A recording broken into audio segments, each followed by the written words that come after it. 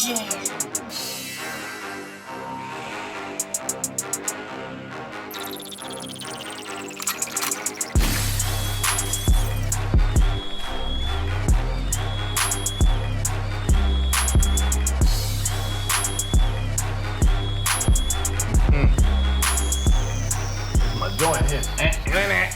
What up, y'all? How y'all doing? Welcome to another episode of Pierre's Panic Room. You know this one's gonna be fire. You saw the label, you know who we talking to today. But before we get to him, you know I gotta delve into my comments. Some of y'all some ratchet ass motherfuckers. Y'all terrible. All right, this is from the Tammy Dior show. Y'all remember my girl Tammy, the co-host Tammy? All right. Gregory Diggs says, Pierre, you are too old to be wearing patent leather bred Jordans. You hating, nigga? I got these on too. You hating on these, motherfucker, too? I wear what I want to wear, nigga. That's what we do here, okay? That's how we do. That's what we do. We wear what we want to wear, nigga. I got the money for them. You just mad you ain't had to connect, nigga, for them breads. That's what it is. That's all it is. Oh, hating ass, nigga. All right, this is the Killer Mike one. D-Train 147. I like that name already. Let's see what he got to say. Pierre, another straight fire show. Keep bringing that smoke and representing DC. I'm proud of you, homie. I appreciate that D-Train 147. See, I need more like this. I like these right here. All right. Next one is K. Kemp. This was on the Akon show. He says, Pierre, be quiet and let the guest talk. The man is highly intelligent and experienced. Pierre is a speed bump of distraction to the knowledge of Akon, to the knowledge Akon is dropping. Man, these motherfuckers are terrible. It's really, motherfucker, you took the time out your day to worry about my motherfucking way. I stop and talk. Well, this is my show. Say Pierre's Panic Room, so you're gonna hear from Pierre, nigga, okay? Damn if you don't wanna hear, you got me fucked up. And on this show, you gonna hear from me too talking. The fuck y'all want me to be a mummy on this show? Get out of here. All right, y'all. I'm excited, man. This brother here, man, is on fire. One of my favorite comedians, favorite people, to be honest with you, man. I love this brother, man. We come up in the game. I was around a little before he was, as far as doing comedy from what I remember, but we'll talk about all that, man. A good brother, he's fire. When I say fire, every time you see him, he's fire, man. He has a loyal following. I'm gonna delve into some of the stuff, how he grew up and where his mind is right now, man. He has one of the hottest specials out on Netflix. You know what it is. Give it up for the one and only Mr. EarthQuake. Come on, y'all, give EarthQuake some love, y'all. Give him some love. Yes, sir. Damn, that's what I'm talking about. All right, brother. All right. Woo. It was a little timing to get you. I had to work on getting you, brother. You're busy, man. But one thing I say, you didn't brush me off like some sucker MCs do and shit sometimes. You were just like, P, I'm gonna do it. I just gotta fit in my schedule. Yeah. And I fucks with that. And you answer my texts and my calls. Of course. I see niggas on the street all the time. I got you. I want to do Pierre's Panic Room. Hell yeah, I'm down for it. Call me. And I call and they don't call me back. They don't text me back. Nothing. I'm like, you some raggedy money. You know who you are. But I knew you weren't gonna do this, brother. So I appreciate it, especially as hot and busy as you are to come here and talk to me on my show here in LA. Let's delve into it. I know you're from Washington, D.C. Southeast. And you represented it well on your special. Now, let me ask you, when I grew up in D.C., Southeast was a rough place to grow up, brother. That was a rough motherfucking spot right there, homie. Yes, it was. Woo-wee. But it was beautiful. But you found beauty in that roughness, brother? Yes. Okay. It played well for me. It allows you to deal with what we're doing with now. You know what I mean? I was gonna get to that. Because a lot of hustlers came out of D.C. A lot, especially Southeast. Yes, big time ones. All right, so you grew up. Tell me your family dynamics. With your mother, your brother, sister. How's your family dynamics? I have 3 brothers, 1 sister. I was raised by my aunt, which mother's sister, and and we lived in condotters. My brothers over in. Let me tell you something. Anything that says terrorist in D.C. back in the day, you didn't want to fuck with. Okay, a little rough. You didn't want to go in there. Let's say you could be there. If you're from there, you're cool. Yeah. If you come to any terrorist, that's or farms. The circle. Right, the circle. Yeah. Okay. Count what you got to do, circle around, get it, go back up there. What do you remember about your youth, about being a kid playing around in D.C., just the vibe, the music? How was it growing up, I mean, just go, man. My friends went to school with me that was a part of Red Essence. So Dave, White Boy, DC, White Boy, yeah. DC, Funk, the Max. All right, but that's got to be in your teenage years, okay? Yeah. Because, all right, I want to go back. I'm talking about just growing up as a little kid. I want to see what sparked the comedy and the whole situation for you. So being a kid in DC, 6, 7 years old, because do you remember I'm a little older than I am, the Martin Luther King riots? Did it affect you, DC? No, not at all. I was sheltered from that part of it because, My mother worked in the government, man, and we was, when she was raising me, it was me. So I really occupied myself a lot until I started hanging with my brothers and when I got older, like 10, 11, 12. Okay, and your brothers were how much older than you? Each one of them is 2 years. 2 years? Yeah, my oldest brother is 2 years. My youngest brother is 4 years under me. And then my next to me is 2. I have Tyrone, Terrence, what we call Volleyball, and Marcel. Okay. And a sister. We all 2 years apart. Was your sister tough? You want to fight your sister? She was the best one. She beat everybody. Really? Yeah. She was the only one kept my older brother off. Oh, really? We called her Tawana. Right. She was the only one keep him off. Where was your father? My father was out here making babies. Okay, I like many. He was there, but I was lucky enough to be raised by my uncle and my aunt. So being hurt, your mother's side? My mother's sister. Okay, on their side. She, my mother told her she couldn't bring another kid in her house. So right. Of course, as family members, hold my son till I get on my feet. That's how I got over there. Oh, nice. Okay, cool. So what I remember about DC, man, like I remember, I came in DC from Germany in 78, 79. Mm-hmm. I just remember like just the camaraderie amongst black people. We'd go to Rock Creek Park and stuff like that. Yes, You remember that? Point. Yeah, Haynes. Well, a little later for Haynes Point. Yeah, Mm-hmm. I remember that dynamic of we just go on picnics, man. Remember getting in the back of the car? I don't know if you did that. Getting in the back of the car to go to Haynes Point or whatever park we was going to, Rock Creek Park, and sodas and uncles and dancing and all that kind of stuff. You grew up around that kind of feel too, or with your family? We didn't make that much travel because we didn't have a car. Oh wow. So we didn't get a car until my brother got about 19. He was the first one to have a car on my brother's side. So we more or less had like cookouts around the neighborhood. And the only time we had all that is when we had like family reunions. Right. But more like just strike up the grill, everybody from the neighborhood come around, and we ate that way. Okay. We didn't do too many, going down to see. I personally, to be quite honest with you, I never knew the significance of what DC was till I was older, because we never was introduced. When's it older? What's older mean? 1920 type of thing? Shit, damn near. 1920? Yeah. Till you knew right. what DC was. So were you a precocious kid? Was you fighting a lot of niggas? Because a lot of DC niggas go with them hands, man. Everybody, you the only one wasn't? I could fight, but I had to fight because I got brothers that could fight. Oh, well, okay. Well, somebody had good hands in that house. My brother was good, man. My older brother, Butterball, was good with it. Tyrone was good with it. Marcel definitely was good with it. Right. So all of us was good with it, but you only fought, man, because, people got out of pocket with it. But most people knew you could fight, and there was nobody, messing with you, wasn't fucking with you. Because, you didn't want to fight, because even if you win, you lose. Your hand hurt, your ears, and you can always lose. So people that could really fight, it's the last thing you're looking to do. When did you go to the service? When did you go there? What year? I think 81, 82. So you were before the crack era. You left before crack really hit. Yeah, I left when it just started to come out, man. As soon as I graduated, I walked from off the stage and walked straight into the military. What made you pick Air Force over something else, like the Army? A lot of people from the Army, Marines. They had the less physical requirement. They only ran a mile and a half a year.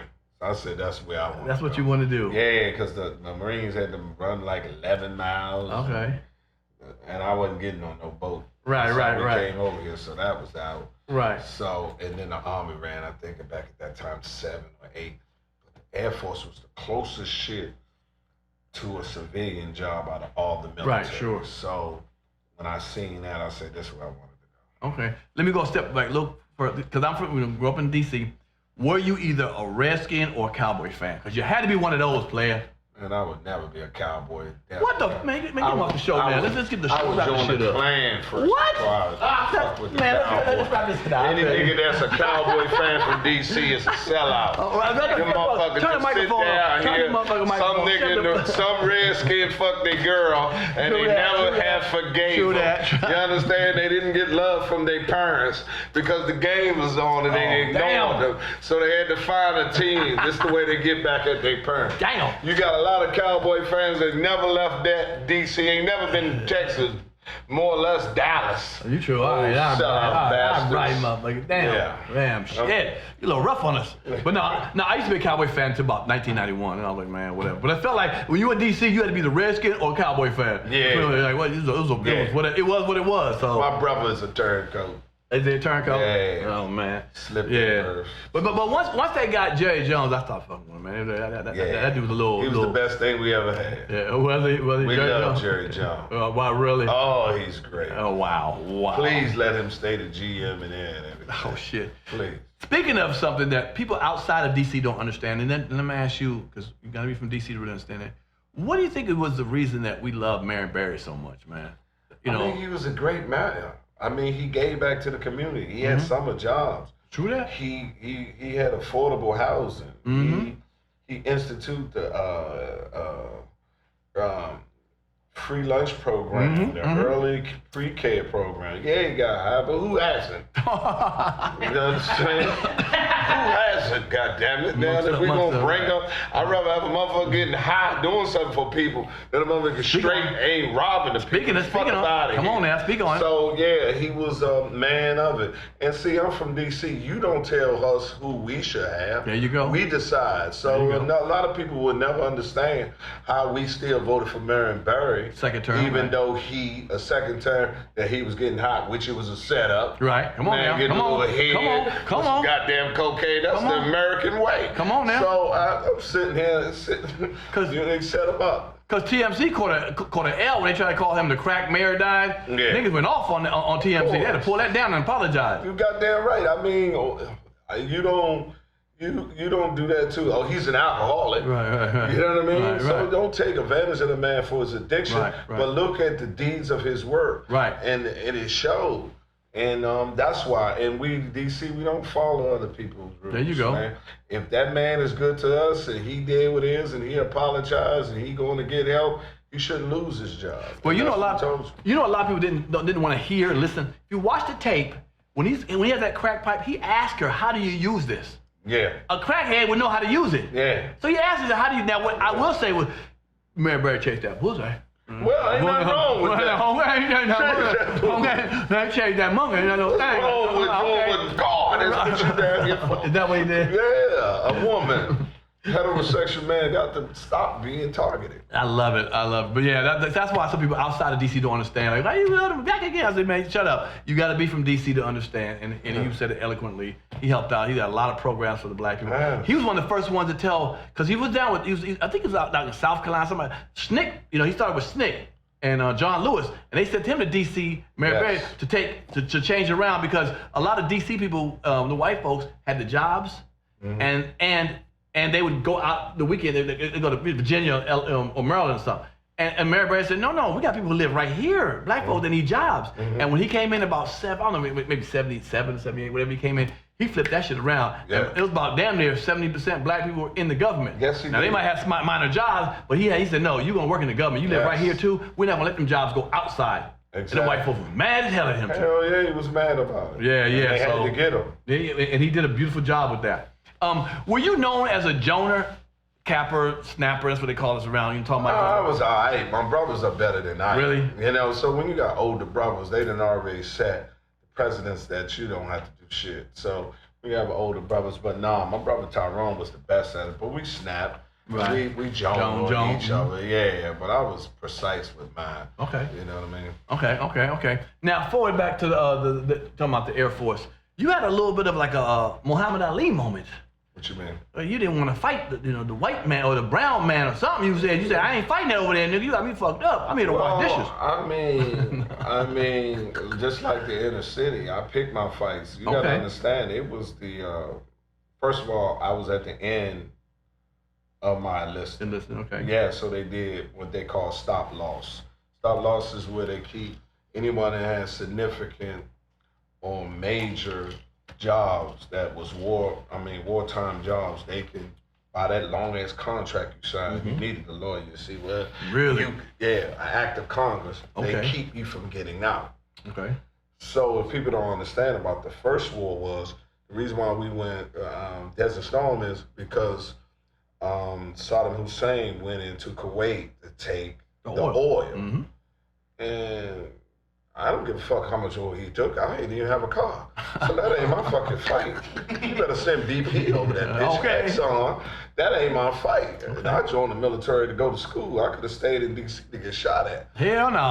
Hell no. I just feel this is my time to get the fuck out. Right. You need a real soldier. Right. I was just acting as a soldier. Oh, shit. I don't mind practicing for war. Right. But when the shit pop off, nigga, I have to have a reason to go over there, because now, you know, I'm a historian buff, and it's usually just all the brothers that, you know, that went to fight in Vietnam, they lost their life, and then 10, 15 years later, you do a peace treaty with them, and now they your ain't that about a bit? Yeah, true. They your motherfucking ally. Now the motherfuckers done died in them rice petals, them rice patties, and all on there gave their life. Now these motherfuckers is your number one friend. Send your ass over there to fight. You know or your kids. Your kids. Right, exactly. right. I came here to get an education and go to college. You the one starting the shit, right? I ain't starting nothing over here. And I don't give a fuck if you take all the oil. Damn. I mean, really. I mean, I don't have a car. Right. Okay. Fuck, I'm fighting for something that ain't my interest. Well, you got some nice cars now. Would you? Yeah, I'm good. Now you want them oil prices down? No, I'm cool, because if you shouldn't buy the car if you can't afford the gas. Oh my God. These niggas here with the price so much. You know what tripped me out? On Instagram for the last 2 years, they've been posting eating steak and lobster. Now the gas went up 60 cents. They can't even eat no more. He's having a stroke. Hell yeah. Oh my God. Goddamn. Oh my God. Yeah. I get it. Yeah. I get it. All right. So when you got out the service, is that when you got the comedy bug, stand-up comedy bug, or was it? Yeah, man. People ask me all the time about this. This decision was just the best decision that day. Tried it out, and nothing better came along. I didn't have no epiphany or what the other comedians had, seen another comic, like, that's what I want to do. Tried the shit. They gave me some money for it, and another job hadn't came since they could beat the price. Hell no. You kept on running from there. Yeah, it's been there ever since. I think I'm the only comic that wanted to be famous. You know, niggas like, it was a dare, I was drunk one night, went on stage. No, nigga, I wanted to be famous, nigga. I did not want to work a regular job, and that's why I got into stand-up comedy. See, that's the focus I never had. Oh, really? No, that's the light-skinned nigga, bro. Well, ain't that about a bitch? Because good-looking niggas, see, big niggas that look all right, man, we just go ahead and wake up today and say, this is what we ain't gonna do. Right. And hope something good come along, and that's what it was for me. Right. Well, okay, by the time I caught up with you, you was on the club in Atlanta, in Buckhead, man. I was like, damn. And I was, and to me, I was like, how does a comic own a comedy club? Now, Steve Harvey did one, I get that, but he was kind of big. Yes, you weren't as big as Steve Harvey at the time you owned the club. And I'm like, so what, how many trips you taking down to Mexico and back, you know? No, it wasn't. What happened was the Comedy Act Theater, which the owners were Michael Williams and the other dude, his brother. Promise, because back in Atlanta during that time, early 90s, if you told anybody black that you was a comedian, first thing when you gonna be performing at the Comedy Act? Like, that's the only thing that will validate. And I was doing main white rooms, man, coconut runs, down, doing the comedy zones and all of those. And so the owner told me, yeah, I'm gonna let you open up for Paul, what is his name? Paul Mooney? Paul Mooney. So I'm gonna let you open up for Paul Mooney. I told all the women I was fucking with, now you wanna see a comedian? I'm gonna be at the Comedy Act, come on. Hell yeah. So I came up there and told him what time, came up on Thursday to the club and said, hey man, what time you need me here Friday? So I don't be late for Paul. He said, I ain't tell you can open for Paul. What? I said, that's a damn lie. I didn't. Paul don't have nobody open for him, and we only put people up there because Paul do too. And I said, man, you did. I said, I told all my friends. Oh, wow. I ain't tell you that you was going to open up. And to this day, it's my good friend because he stood up for me. Sherman Golden. Shout out to Sherman. Sherman Golden. He said, yeah, you did. You did tell him that. I said, you did. So he banned both of us from the club. Wow. Him for standing up for me. And for me, trying, stand for yourself. I cussed his ass out. Okay. So I called my mother, and I was like, man, I'm supposed to be doing this club and everything. And this motherfucker didn't even do it like he said. And my mother gave me that DC love she always. She said, what did I tell you? You can't get mad at somebody for not doing something for you. that you can't do for yourself, or you won't do for yourself. So if he's not gonna allow you to perform at his club, you need to get your own club. Mom, what the fuck you talking about? You need money to open up a club. Sure. She said, those are your options. What the hell else you want me to do? So from that day on, I went and found investors, and Gary Abdo was doing little spots or white clubs. He was a comedian too. And he booked me. He was the MC and I was the closer. And I said, man, instead of you doing these old spots, we need to get a club. So I took him to the Comedy Act Theater. I said, look at this club, man. Got 400 people in here, 3 waitresses. They use the same comedians for the whole month. They just said, and it's in a bad fucking neighborhood. Tell you, man, we can make a killing. So I went to go try to look for the money, went through all the athletes. They gave you that bullshit like you said. Yeah, nigga, I got you. It's a good ass motherfucker. I do. Call my people, have my people call your people, call them people. Motherfuckers don't answer the phone. One dude, I forgot what athlete, I told his people just was honest with, man, he tell people he gonna do shit every time. Damn. He ain't gonna know. Don't call back here. It's a waste of time. Gary found a plastic surgeon that would invest in us, but he said he needed to show that we knew what we was doing. So we went and got Chris DePetta, who owned the Punchline, and we brought him in for his expertise of having a club, and we did a couple of spot dates and flipped the first $20,000 they had and showed we made a profit on it. So he gave us the other $500,000 for that to open up the club. Wow. So since Comedy Act was downtown, kind of in a bad area on there, and black people wasn't going to Buckhead at that time. Right. I named it Uptown, and that's how we started. Wow. Okay. Yeah, because that was probably that just surprised me that you had that club. That club was popping off the rip. You know what I'm saying? Yeah. I'm gonna tell you something I appreciated that you did for me. And you know, I know Gary. We know Gary now. Gary's a cool guy with me. But I remember I was supposed to come to do the show, and I had X amount for the week, and you paid me X amount of money in a hotel, and you said we'll fly you out. I said, cool, thanks. And I talked to Gary. Gary's like, we ain't flying you out. We don't want to fly you out. I said, no, EarthQuake said it. Quake said that you can fly me out. He said, we ain't said that. I said, talk to Quake. Hold on 1 second. I wait on the phone for about 5 minutes because you was in the office. All right, see when we flying you out. I said, well, damn, thank you, Quake. Shit. I always remember, it might be small to you or whatever, no, but I remember. Small. I mean, it was constant battles. Just like, you know, I had a couple battles because Gary was, he wasn't astute on urban comedy. There you go. You know what I mean? Because I remember it was a battle to get T.K. Kirkland. Oh, wow. And I don't want that kind of filth and this and that. I said, let me ask you something. Are you selling the tickets or are you buying the tickets? Ooh. God damn, homie. Ain't nobody come to see you, Otis. Yeah. Right. We in the business. This is for the clientele, not for your personal taste. Yeah. I mean, he fired Chris Tucker. Because Chris kept in the fence, Chris kept coming in late, not respecting him. But I made sure that he paid Chris for the whole week. You know what I'm saying? Even if you're going to fire him, you're still going to pay him for the whole time over. But we worked that good. It was right. But it's interesting. He was strictly business, and I think you understood human beings better. No, he was the type of person that was looking at it from a point of how do I expand this, you know, bigger into a conglomerate on it. You know what I mean? He was more on that point, at the business aspect of it. The only reason I wouldn't say business-wise, because to be business, you must know the product that you're selling. Yeah. See what I'm saying? Yeah. You got to know the nuances of what we do. You know, and you know that wasn't his forte. That's what Vines was. That's what you. Okay. And I felt like it was a place where you would come, which is your club. You know, you would constantly work because you'd work on the weekends at the comedy club. If you weren't working that weekend, you just host the damn club.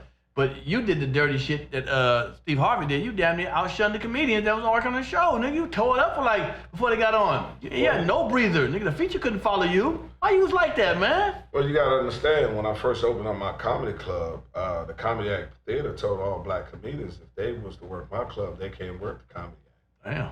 Really? So none of them would come work my club. So I had to do all the time. Makes perfect So sense that now. was a blessing in disguise. So when you have to do all the time and you have repeat customers, you can't keep on, it done just made you sharper. Okay. And so if you, a lot of people think I'm drunk, when I lay on the back of the stage and just lay on it, it's just, that's how I started, because I just lay on the back of that motherfucker and rock for 2 hours. There you go. And then bring another comic on, and it wasn't until Steve Harvey came and said, fuck him, I do your club. And yes, well, nobody wouldn't do it. So I called Steve. Steve said, fuck them, I come. And he came in and showed me, sold that motherfucker out. He did a 6, 8, 10, 12 Ooh. on Friday, Saturday, and Sunday. Right. We cut him a check, and this is 93. About $57,000. Damn. I said, I didn't even know this kind of money was in this motherfucker. Hell yeah. God damn it, I'm gonna work on mine. I'll tell Nice. you, the $1,500 was it, because we never had no comedian we paid more than $2,000, $3,000. Never seen nobody walk out with $57,000. So that's when I looked at his deal and seen 90% of the door, this and that, and the whole nine. I say, okay, that's how it's done. That's how it's done. So once he sold out all of those shows, and people came to see him, but they saw me, and that kicked it off. And then we was popping after that. And then when the Comedy Act actually closed, then we was the only club in it. It was really great. Nice. No. I remember that. I remember that. It was great. I feel like you got it out the mud. You know, your success. You really was grinding, like you said, doing them white clubs. Because do you feel that you like now people come see EarthQuake, whatever. But when you're doing a white club, they don't know you. Did you feel like you had to be a little different before them folks? No, not really. I think you had to be more structured. You know what I mean? 10 minutes is 10 minutes. Okay. 5 minutes is 5 minutes. They told you right. But yeah, and on the time.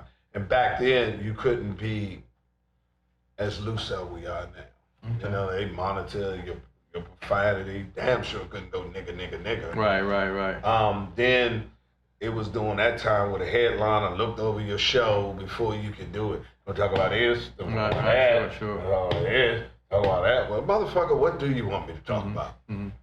And so it's on that. But it'd have benefit if I would have stayed in that. It'd have been, it would have accelerated my career, because you in the system. You said the thing nigga. I have a problem with saying, I don't know why, I mean, you might say why, but like saying nigga in front of all white crowds, like from the comedy club. Back then, did you do it, or you had a problem with it? Because now, I mean, you who you are, because they come see you.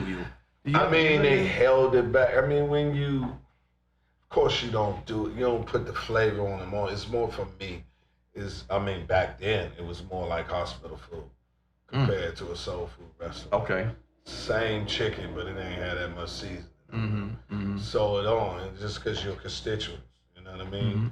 And that's where you at. But once after Def Jam happened and we was mainstream, shit was on. Wasn't no reason to go back over there. Then you got hooked up with The View with Whoopi Goldberg. She picked you out of everybody to do a set. Yeah. On there. Did that do something different for your career? Honorable mention. Right. You know what I mean? Right. It didn't do what I thought that maybe it had the possibility to do. But The View ain't your audience either. Yeah, but it should. I think that it still should have had a viewership. Somebody could see if he's able to do this. Let's see what he's able to do in his own. It's just, I tell people all the time, you just got to keep grinding since what we do is subjective. What's funny to somebody ain't funny to another person. Right. You just got to keep grinding until you make the right person laugh. But you're a favorite of a lot of people, and some people I didn't even really realize that you were that much, favorite. I don't know everybody, but like Eddie Murphy really took you on. I think he tried to help you get a deal or something. Am I mistaken by that? No, Eddie was just a fan of mine. we never got into. He did put me in front of to get in to be seen for that movie Eddie Griffin had. Foolish? No, the one about the Dave Chappelle was in. Oh yeah, Undercover Brother. Undercover Brother, yeah. Uh-huh. And to read the part for Smart Man or whatever. And I bombed 1,000 definitions. Right. Okay. That one right there, and on that point of it. But do you think that you need to work on your acting skills, or do you think acting was a thing at the time? No, not just understanding the concept of it. I mean, I got this now. I mean, but it's still, I'm not an actor, man. I'm a movie star, so damn, I have to. I feel you. Yeah, there's a difference between those two. Yeah, it's a difference. Yeah. You looking for something to enhance what you already bring. You know what I mean? And that's what it is. Had I known that, and now if I could have talked to myself then, is show them the same person in that room that they see on the stage. Instead of trying to be something that I think they want me to be. Yeah, that's true. And then that confusion of trying to play that person, brings in a non-authentic person. Right, sure. You putting yourself in the same category with motherfuckers who's been studying acting all their life. No. That's like me and you right now. We play flag football, but nigga, we can't go out here and play at the Super Bowl. Right.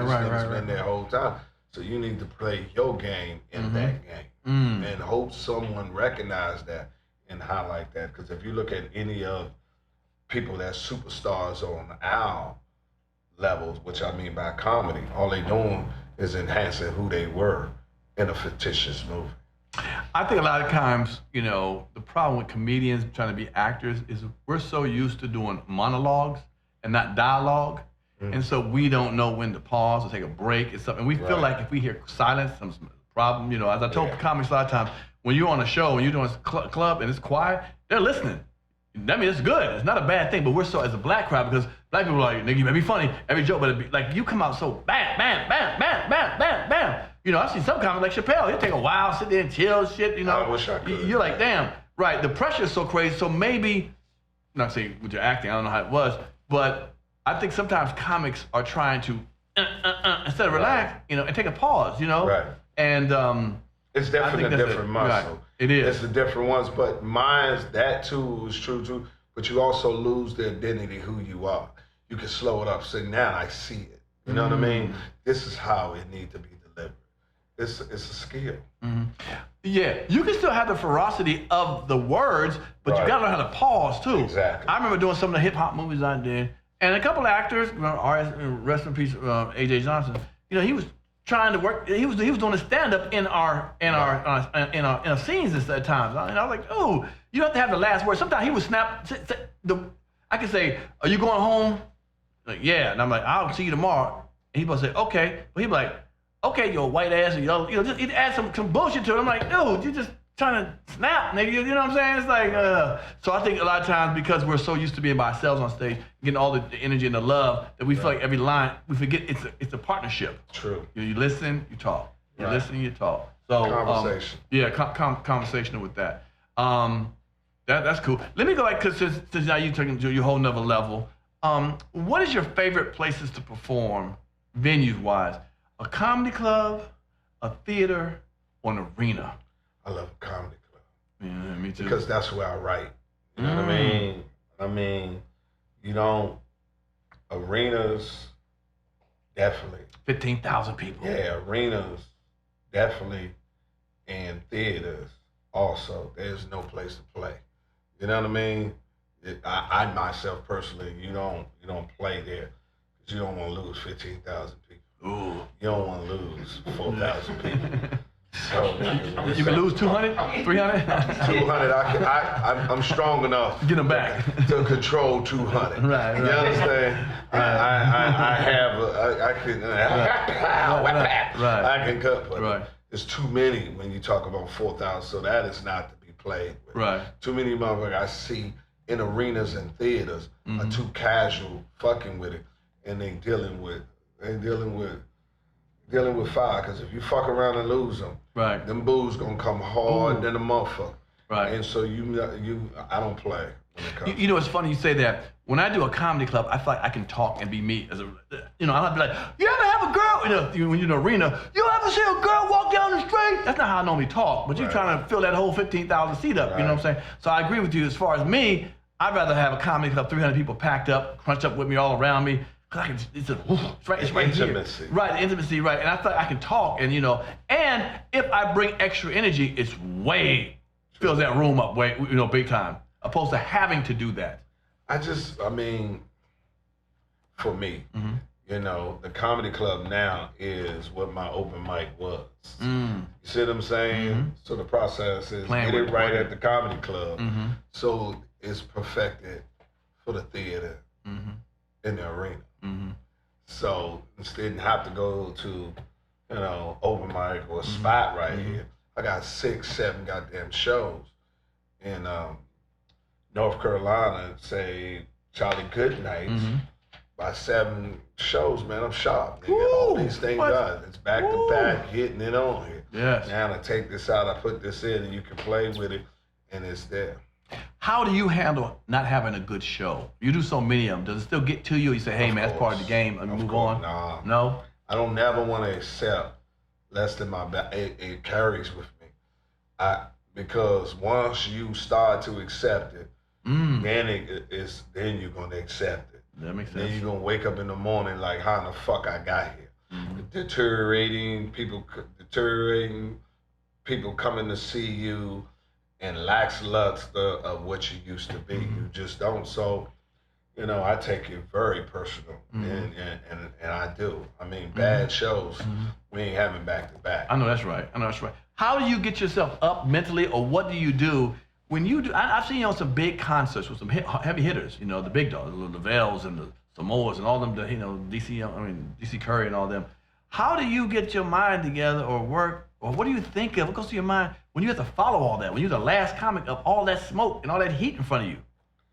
It fucks some comics up. Yeah, that's why I don't come until they call my name. I know that's right. I don't need to see you. I don't watch other comics. I don't. I come in there and I do me. And if you sit there and listen to them, and you sit there and you start analyzing the severity of what it can, walk in that motherfucker just like Jay-Z for Madison Square. Give me my money. Send me the stage, and I'll go up and do what you was gonna do if you was first. You know what I mean? But you gotta understand who you behind. Like for me, if I could get behind a hyper person like Arnaz, I know right then and there, ain't no bullshit. Cause he just jumped all the way across the stage, and this motherfucker, this nigga done flipped and have hands around his neck. He ain't playing. Right. Doing the motherfucker, he killing it. Right. You understand? The other one standing right there, that motherfucker. Then it's lyricists versus lyrics. Right. But you looking at this trampoline motherfucker just going on, and it is on it, so you have to bring the energy to ride that wave, and then you have it. You sit there on there, you can find yourself in some trouble. It's funny you said you get your money, then you go. Do you still ever run into problems with promoters? I know you're on another level, I stopped. I didn't have a problem with a promoter and shit. I've been in the game, 30 years? I ain't had a problem with a promoter in 29. Damn. I never. Cause see, I never lose my leverage. 50% before I come. All of the rest of the other 50 before I tell a nail joke. I'm saying what? I had many motherfuckers calling my name. They calling you. We got it. You got it. But for me to get up there, I need to have it. Right, sure. So you leave that. You hate to do that to the MC and the rest of them sitting up there. They call your name. He got offended the joke. We got to count this motherfucking money out. But now I deal with established promoters now later in my career that understand that. But man, I tell comedians all the time, man, no joke is told until you get all your money. That's real. If you don't get, you lost your leverage. You done already performed. Now you looking for him to pay. I don't even like promoters to be heeing and hawing and let me see. I'm in the town. I'm in your city, nigga. You ain't got this money yet, brother. I should get paid we should get paid when we get to the venue. What you think? I'm gonna run away from him, get the money, and then to go haul ass back to my hotel? That's what I demand. I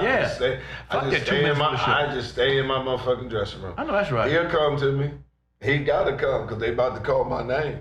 And I ain't moving till you give me my money. And if we paying in cash, how they in the bag for the other half? And I gotta count all that motherfucker. Ain't that about a bitch? Ain't that some real shit? No, it's cool. Because I know if me being a headliner, you gotta drop dead time. You gotta hard out. So nigga, I'm getting my money late, and you getting less work. Right. I supposed to did 45. You late now, it's down to 30. Right. You know what I'm saying? Because you don't want to pay that fee for the late fee. So I take my time. No, that's interesting. So, all right.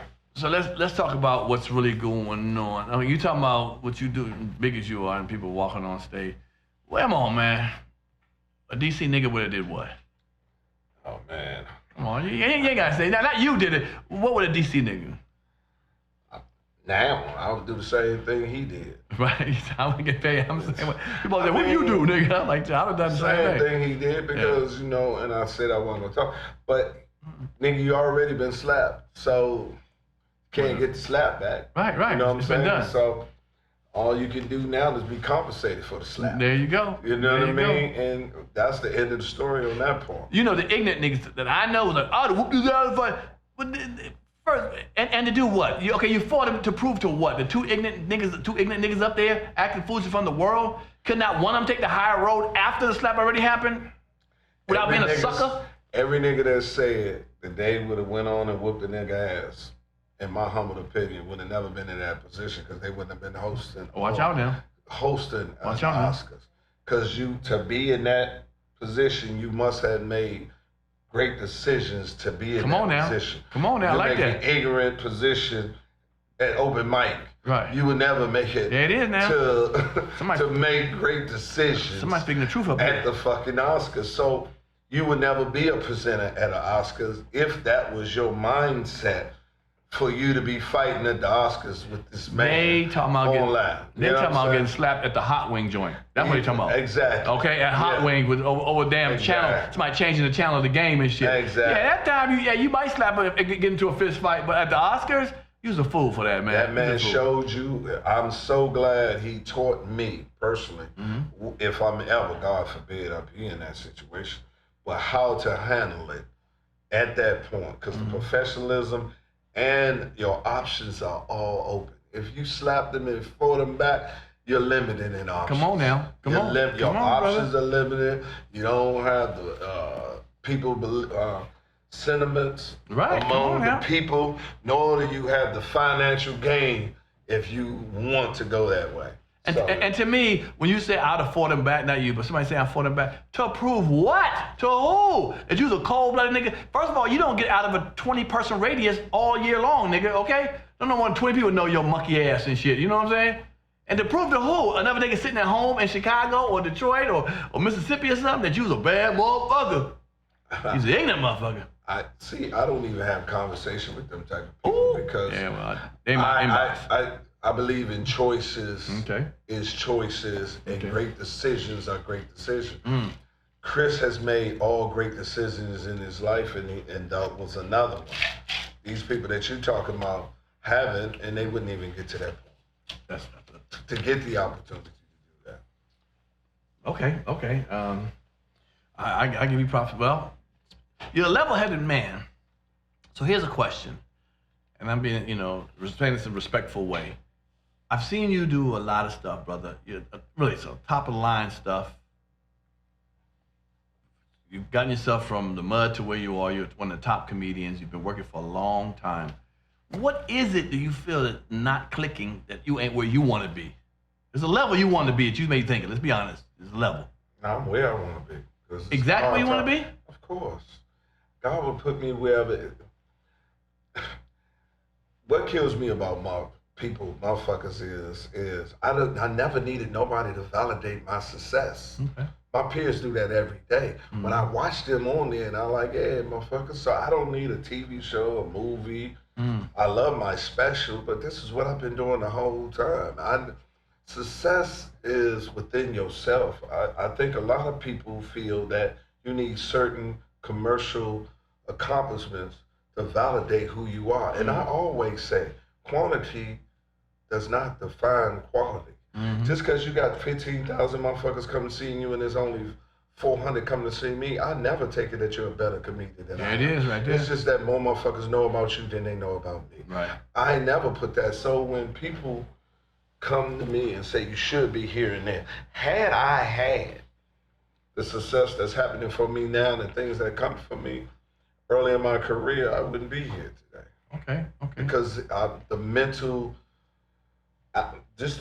thing that you need from me personally. Okay. I needed what the experience for it, and I enjoyed the ride, man. Being black, famous, and another thing that is I always felt the greatest when I was always performing for our people. I mean, my people. I feel we are mental health warriors.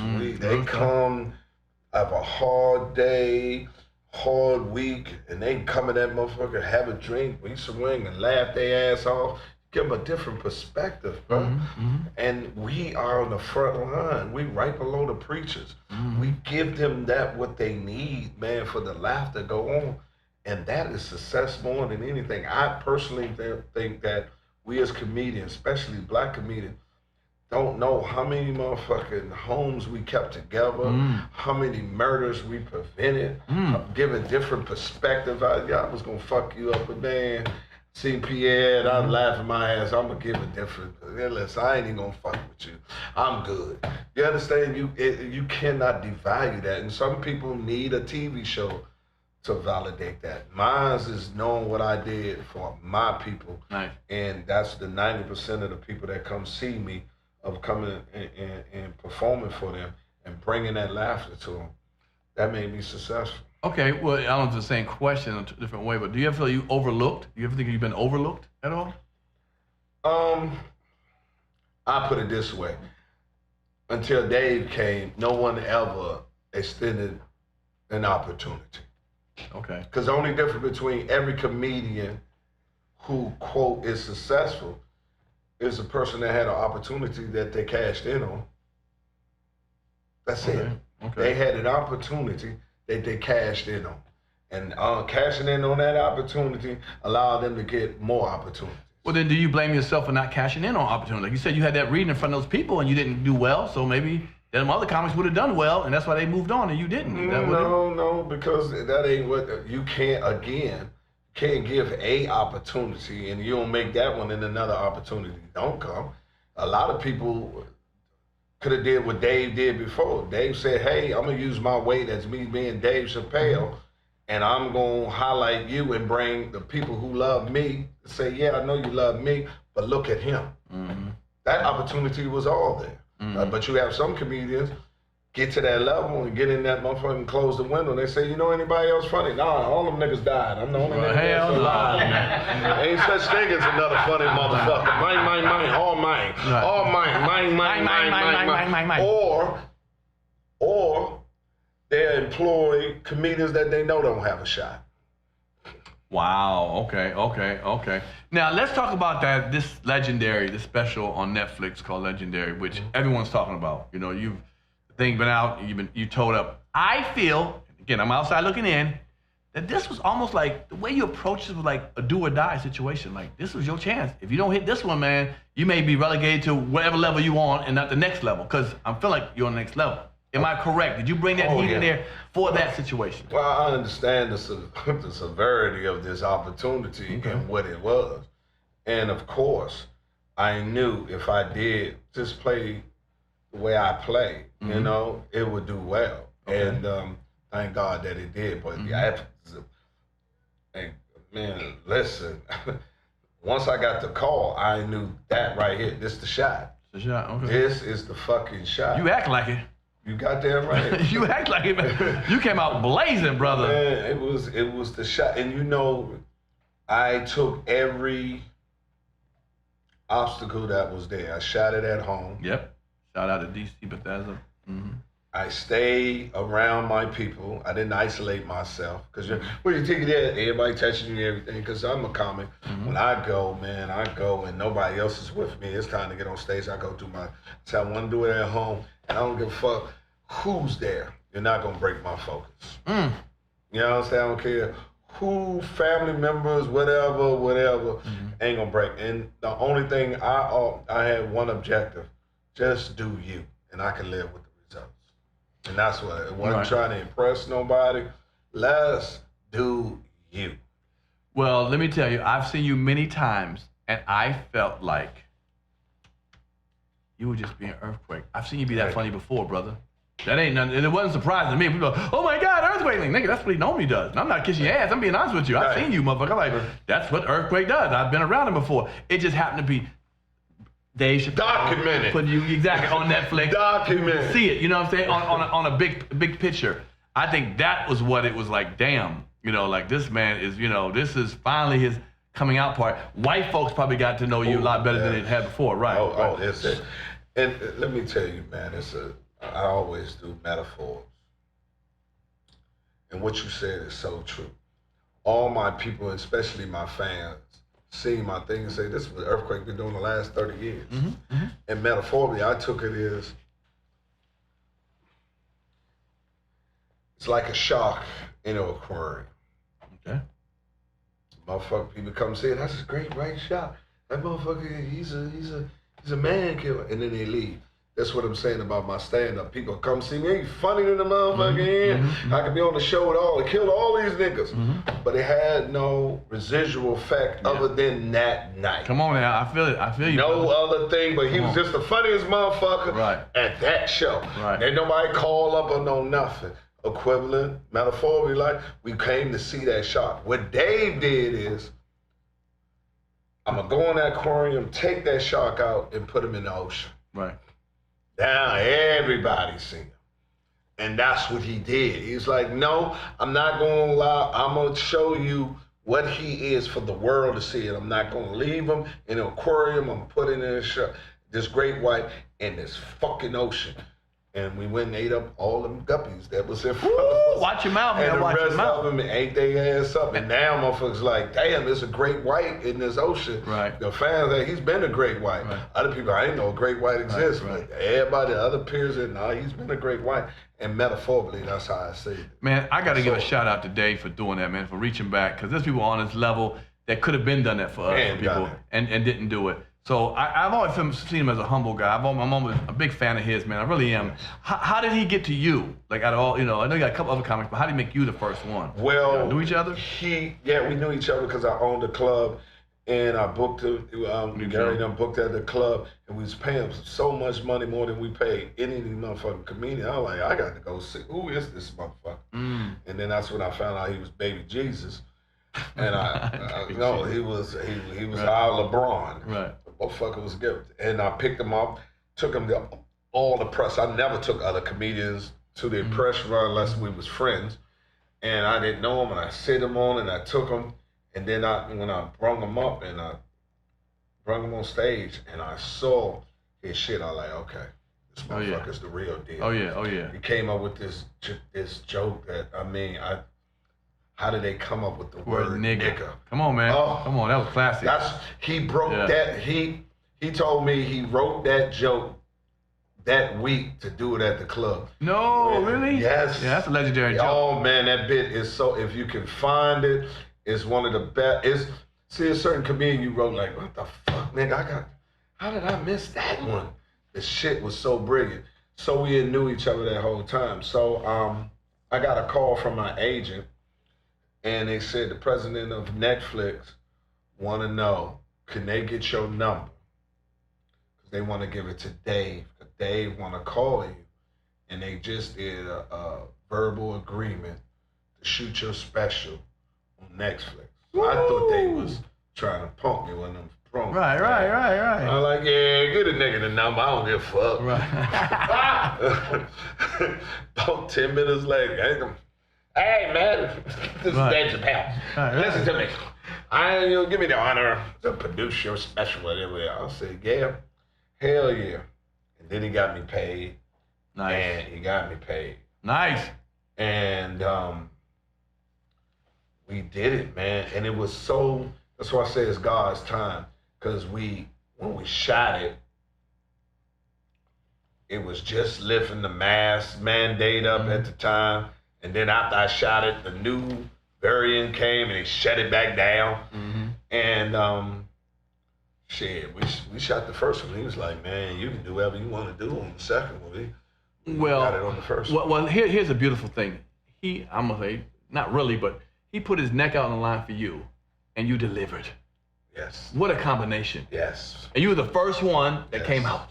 Yes. So you making it tough for all the other niggas. Dave called me, nigga. I'm ready to rock some shit, nigga. I got some shit. But no, you know what I'm saying? It's a beautiful thing, man. And I like the fact that you know, we at that level with you. You know, you put that thing out there, man. So I'm happy for him. So his first time, his first foray into producing a special, it wasn't his, was magnificent, was legendary. You know what I'm saying? So, I mean, your life Shout has out changed. to Stan Lathan. Yes. Ricky, all the team, man, that put that together because they shot it was so beautiful. They put it together and it was awesome. And I knew after I did the show that it was gonna change. Oh, who's some of your new friends? Who's some of your friends, celebrity friends? Yeah. Come on, who your celebrity friend? Who you hanging out with now? I got a lot of them now. You out with Braun Yeah, me and LeBron used to be friends a long time ago. Yes, man. When LeBron, I used to fuck with LeBron his first 5 or 6 years of his career. Hard, man. Going, meeting at the club and that kind of shit. Meeting him in Miami, and then we just different on the different number. And but LeBron is always on the time. But yeah, I got a lot of friends now. You got a lot of friends. Oh, I got a lot of niggas. Nigga, why not? Because you a good dude. You a cool dude. You funny and shit. You on top of shit. You know, it's a. But I fuck with you a long time ago. Yes, we did. You know, that's why you're here today, motherfucker. What?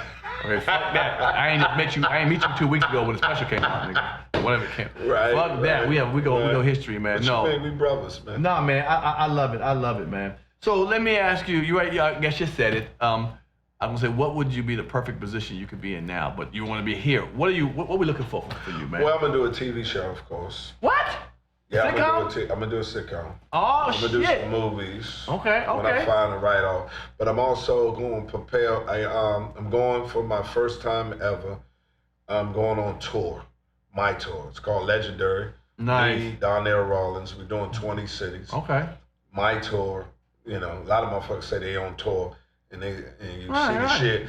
Yeah, I'm at the Tampa Improv. Nigga, that's a date. That is not a tour. That is not a tour. No, I hear. No, I know. You're right. Tour is when you and that other person have consecutive dates at the same people with different cities. And that is a tour. So it's the first time in my career. You and Donnell? Donnell Rollins, we're going to pick 2 more. We'll put a lady on and the rest of it. Man, if you ever need another guy, holler at your boy. You know what I mean? I come at a good price. Yeah. And if you don't give me, I still love you, nigga. I know you fuck, will. you know what I'm saying? It don't matter about this nigga, you know what I'm saying? And we also, I have my show on Sirius XM off Kevin Hart Laugh Out Loud called Quake's House. I've been there a couple times. I loved it. Also host and take those comedians on tour. Good for you. And then when we get finished at the 4 that get the highest ratings, whatever on thing, we're gonna film a Def Jam type special for them for me home called the Quake House Comedians. You doing the same thing? You reaching back too? Always. Now let me tell you. Always. What I do sometimes on social media is I go in deep. I do a thing called IG creeping. Right. That means I go into my brother's IG. I get my crew to go into my brother's IG page. You know what I'm saying? See what you're really about. You know what I'm saying? Yeah. You know, I don't follow you all the time, but I said, let me find out what you've been up to lately. Right. You've been up to some shit on social media. You know what I mean? You're getting your shit. Things are changing for you, brother. Just a little bit. Just a little bit? Just a little. All right. Yeah. Well, let me pull up something. Let me show you something, man. Do you recall this right here, nigga? This is how you get ready for shows, nigga, in the green room, nigga? You know what I'm saying? Well, you know. I mean, this is what you do? We're ready to get to work, you know what I mean? You got the bracelet popping and thing. You got the new shoes and shit. I mean, them ain't no regular ass Nikes, motherfucker, okay? Red bottoms, right? Woo! Yeah, them little red bottoms. Little something. Chris Louis Vuitton. Okay, I said, I look my man fresh to death in the sweatsuit, make the sweatsuit look nice. Well, you know, on Sunday, casual. Is that what it is? Is that what it's casual look? Sunday. All right, well, what about this look? Let me look at this look. What's that right there? Oh, God damn. You got it. That was the picture after the special. set. Yeah, after the special. Wow. Like, okay. I've been there before, but there's a cinema draft house, right? Yes. That's right. I think my name's up there on the wall. So yeah, brother. Yeah. What made you choose that place? Black owned. Okay. I went there to see Joe Claire do a comedy show, and it gave me that Harlem Nights. I felt the same way when I looked at it. Going there. The same way. And I was like, if I do a special, man, I'm gonna do it there. And he called me. He was like, "Where you want to do it at?" I said, "Man, fuck it. Let's go home and let's pick this place." He was like, Constitution Hall. Let's go wherever we want to go on to it. And then they came, and Stan Lather came, and he said, "Nah, this is perfect. Yeah. The way I can shoot it quick." I said, "Man, you done won 4, 5, I mean, how many images you got? Yeah, oh yeah. Fuck that, man. Yeah. You said, who am I? Right. I tell you what it need to be. Yeah, and good shit. That was. All right, what else we got? Let me see. We do a little thing right there. Look, boy, look what your boy had that hair back there. You was young. Look at you smiling from ear to ear. Boy, look at you. Look like new money. What was this picture, man? Like man, that was early, man. That was my first special. And you see our name about goddamn time. I know that's right. They gave me a special. Now this one could be also about. Well, that's legendary now. It can also be called about it. Yeah, that's what they. Damn, look at you, man. Come on, man. Smiling. And the little mustache. Thought he was in love with a woman. What? You thought you were in love? You thought you loved somebody? In love, boy. Hell no. You couldn't tell me nothing, man. You always had that DC swag. Look at the leather, the watch and everything. Yeah. We got another picture on, man. That's it right there. But that's cool. But here, let me ask you. And they didn't ask me. I'm glad that I have 2 friends. You're one, and John is my other one, over at Comedy Hype. I'm glad y'all squashed whatever y'all had. I even got on him about the situation, brother. Trust me. You know what I'm saying? I fight for the comics. You know, he ain't in the comedy world like I am. That's why he has me on the show. I'm glad that y'all decided to do a peaceful thing. I was not surprised, but a lot of people was on your side, brother. They was, God damn, man. I was like, holy shit, But it was weird because it wasn't on when Richard Pryor's cousin or son, whatever, the bodyguard or somebody else was talking about something that had nothing to do with comedy. Then he did you, which, your girl, well, that had nothing to do, your ex, had nothing to do with your ex-wife, okay, ex-wife, right. But I'm just glad that he felt that he understood. He felt like, okay, I didn't know I was doing something wrong. Like, well, there's certain things that, we as comics hold, that we don't want to let us talk about it. Certain things. You get everything ain't free game and shit like that. Well, I mean, if he did or he didn't, and I try to, like I told him, man, he tells me that I was inspirational for him having this, and his page, Comedy Hype, and the things saying. I said, well, you interviewed her and you never interviewed me. And if you wanted to know about me, there's other people that you could have asked that have gave you a non-biased opinion. And listen, man, I'm from Southeast DC. Talking to you is always the first option. There you go. Hey, man, I ain't like what you did. Tell me your point, we're going to sit here and talk it out. We either going to agree or we're going to agree that we disagree. There you go. But the first thing and anything else is not, like I told him, I knew eventually we was going to talk about it. Right. We were going to sit, it was going to be a problem. It was going to be a position for us to talk about, and we sat down. And I told him, and like I tell you now, I hold no ill will against him and never will. He's a black man, he's a brother, he has a platform. That he do great things for people that's in my genre. I will never, ever, ever even try to diminish that because people need this. We need this. Yes. Comedians need this. So, I just was saying, you shouldn't do it in the future. You shouldn't have did it in the past. And this is why I think you should. And you tell me this, and we came to meet in mind, and it's over. Good. It's done. Good. Yeah, it's done. We can hang, we can we cool. I never said nothing ill about him. I didn't get on social media. You didn't have to. Shit, other niggas got on them. Yeah. I was like, damn. I was surprised, to be honest with you. And until I sit back and understood, the severity of it, like why are we going that route? And I think he's learned his lesson, and he just said, hey, I made a mistake I made, and let me keep it on comedy, and well, he has as far as not only him. But all people got to understand, such as this platform right here, you earned this platform. Thank you. You earned this to be sitting here with your own podcast to earn it. somebody that's sitting here should be equally yoked of earning it. That's all I'm saying. She never told a joke. I didn't understand. I thought this was about comedy. Right. So you know what I'm saying? Right. So I don't understand what does my ex-wife contribute to comedy? Right. And that's all I said to him, and we worked it out there. Good. It had no relevance. Good. No, that's good. That's good, man. That's good. You know what I mean? Yeah. Cool. Yeah. Well, yeah. You know, it's wild when you hear people's comments. How do you handle? How do you handle negative comments? You know that you see. I don't read them. You don't read under your comments. I had to get on my people today. One of them sent me something from somebody like, "Who's this?" Say, nobody. I said, "Well, why are you sending it?" Yeah, there you go. I mean, because listen, man. The great thing about being a comic is the occupational hazard is we deal with hecklers. Sure. You don't care what a heckler say about you. Right. So I see all negative comments as hecklers. I pay you no mind. And I don't have to read you because I don't go and read your comments because you don't know me. You can't insult me unless you know me. Right. I don't give you the power that your words carry any weight with me. Because I really don't give a fuck what you think. Because you can't tell me about me.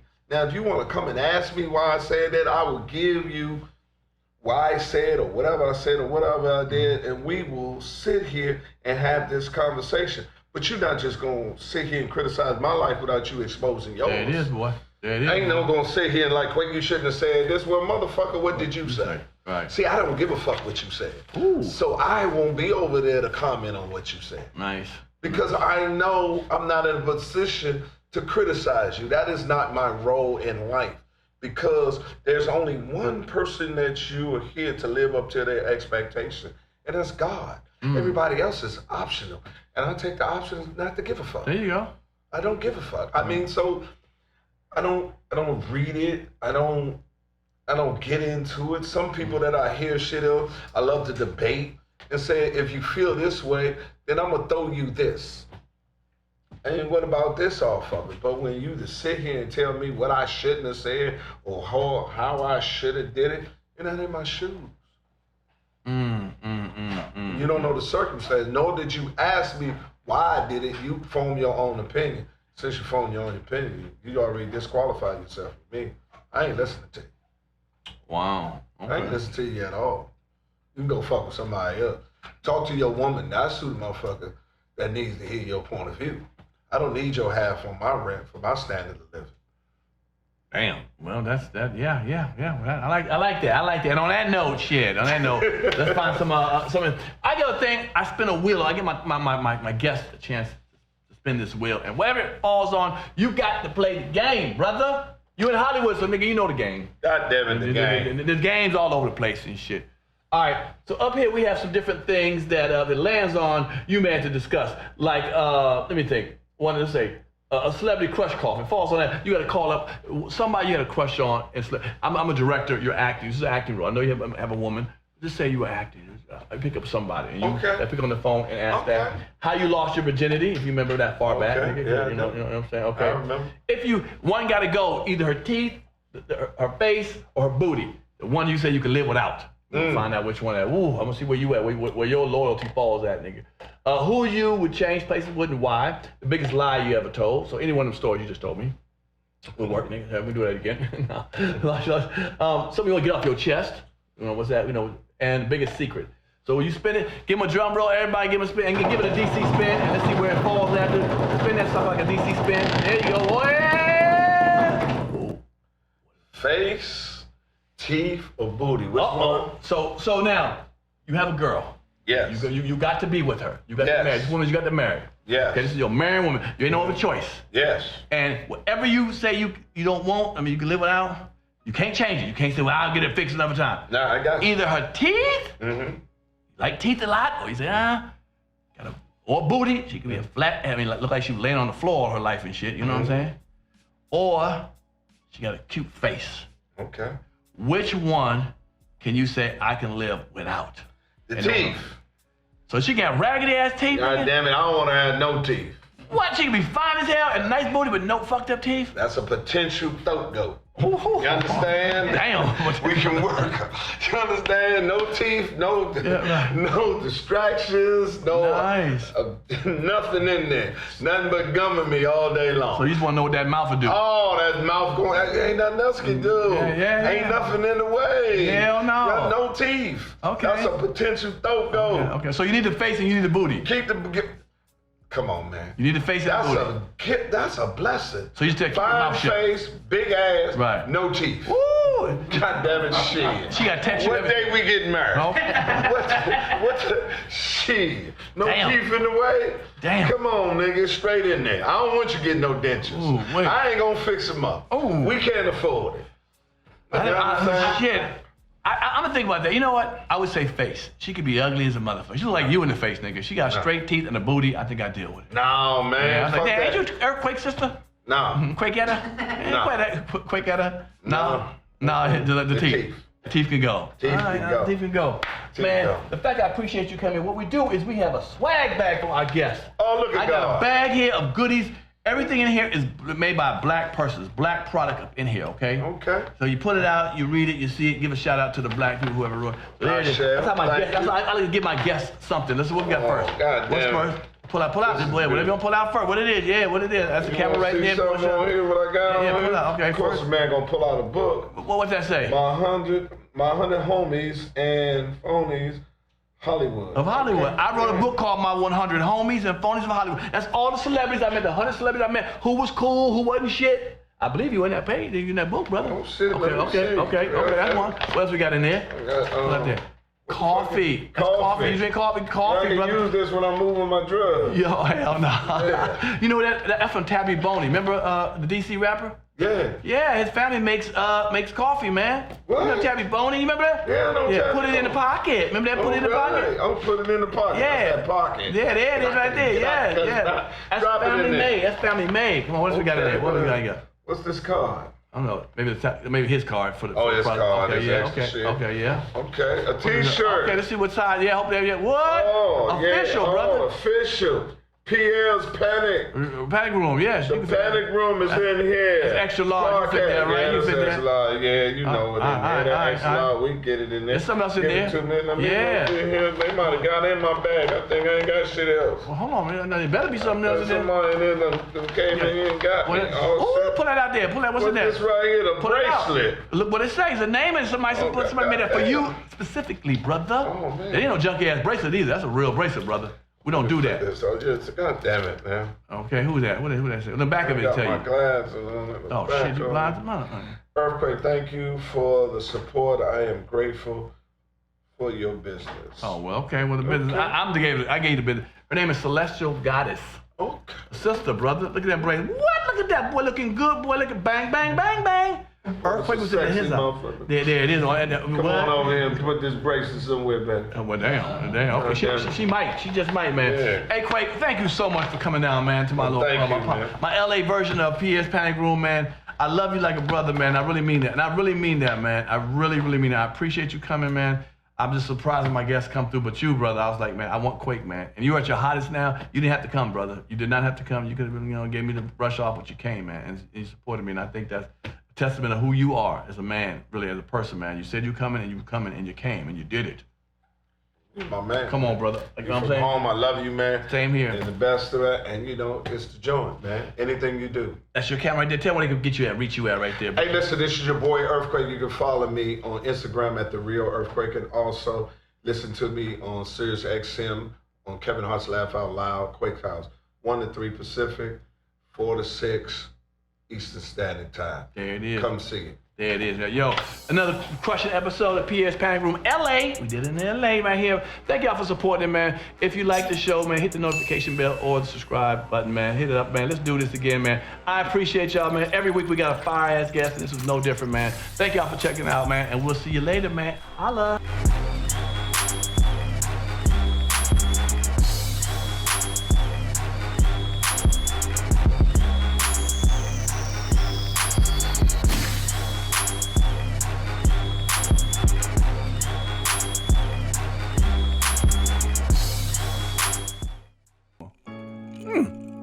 If you like that show, like, subscribe, and comment below. You know, hit the notification bell.